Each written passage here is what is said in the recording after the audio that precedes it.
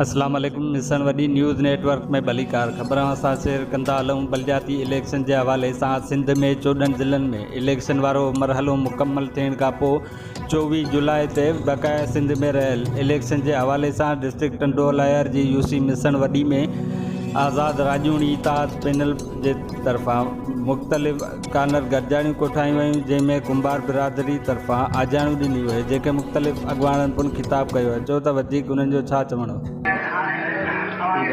मुझा भाउ, मुझा दोस्त, मुझो पंहिंजो घर रहे, पाण सब हिकिड़े घर जा भाती आहियूं। गले में भी सूर है, बुखार ज़ुकाम, इहो सब तबियत नासाज़ आहे, पर इन्हनि सभिनी ॻाल्हियुनि खां वॾो मफ़ाद ॾिसण जी भलाई है। उन लाइ न को हिकु इंच अॻे पोइ हिते अची आहियूं, न को हाण हटंदासीं। दोस्तो, इहो यकीन रखिजो तो तव्हां मूंखे वोट ॾिनो। अॻे जेके मूं 2500 वोट खया, उन्हनि 2500 वोटनि में लज रखी ऐं वक़्तन ब वक़्तन पानी जो मसलो हुजे, लाइट जो मसलो हुजे, गैस जो मसलो हुजे, जेके बि असांजा बुनियादी मसला आहिनि, उन्हनि ते मूं पंहिंजो पाण मल्हायो आहे। उन जा गवाह ऐं सभु आहियो।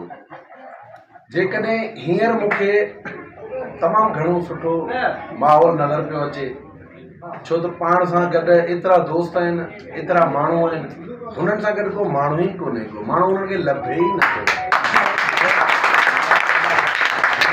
सम्झो पंहिंजो चेयरमैन ऐं वाइस चेयरमैन त जहिड़ो घर अची विया आहिनि, बिना मुक़ाबले अची विया आहिनि, ऐं इंशाल्लाह असां डिस्ट्रिक्ट काउंसिल ऐं बाक़ी जेके असांजा 4 जनरल काउंसिलर आहिनि, उहे भला कंदो इलेक्शन वॾी लीड सां खटे तव्हांखे इहो साबित करे ॾेखारींदा त तव्हां असांखे वोट ऐं जेका इज़त ॾिनी आहे, असां हुनजो भरम रखियो आहे, भरम विञायो कोन्हे। तव्हांजो आवाज़ ऐवान ताईं पुॼाईंदासीं, खाली पुॼाईंदासीं कोन, असां खां जेको पुॻो, जेको असांजे वस में हूंदो, पर बस खां मथे वेड़ी इंशाल्लाह तव्हांजे लाइ मिसण जी भलाई लाइ जेको असां खां पुॻो इंशाल्लाह कंदासीं।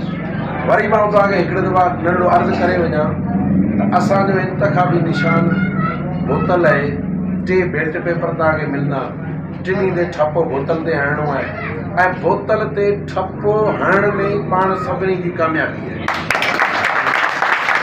असां उमेद आहियूं जेको कुंभार बिरादरी असांखे अॼु हिते वचन ॾिनो आहे, जेको साथ ॾिनो आहे, जेका असांजी हिम्मत अफ़ज़ाई कई है, यकीन ॼाणो अॼु ईअं थो लॻे त असां इलेक्शन स्वीप करे मेंबर फॉर जिला काउंसिल चेयरमैन अजन इलाही जो मोदी साहब हैं, उन्हें वाइस चेयरमैन बाकी जगह होते था, मेरा दोस्त भाइयों जेके आया कुंभार बिरादरी तरफा अजा करें तो बड़ी खुशी थी।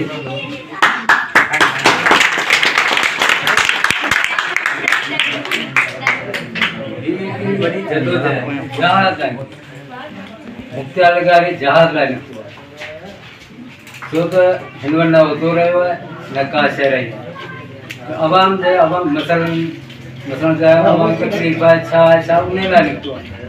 जो जेके अॻे रहिया आहिनि 4 साल या 5 साल जिले काउंसिल मेंबर, अॼु बि थोरी बरसात लॻी आहे, शायद को मां ॾाढी नथो लॻे, न बस सप्लाई, न गटर, न गोट रास्तो ख़राब थियो ठहे थो, ॿिया कई मसइला उन लाइ मुख्यालय टीचर जेको असांखे ख़ुशी आहे आयो असां ॻोठ में, असां यूसी में हिम्मत कई, महिनत कई,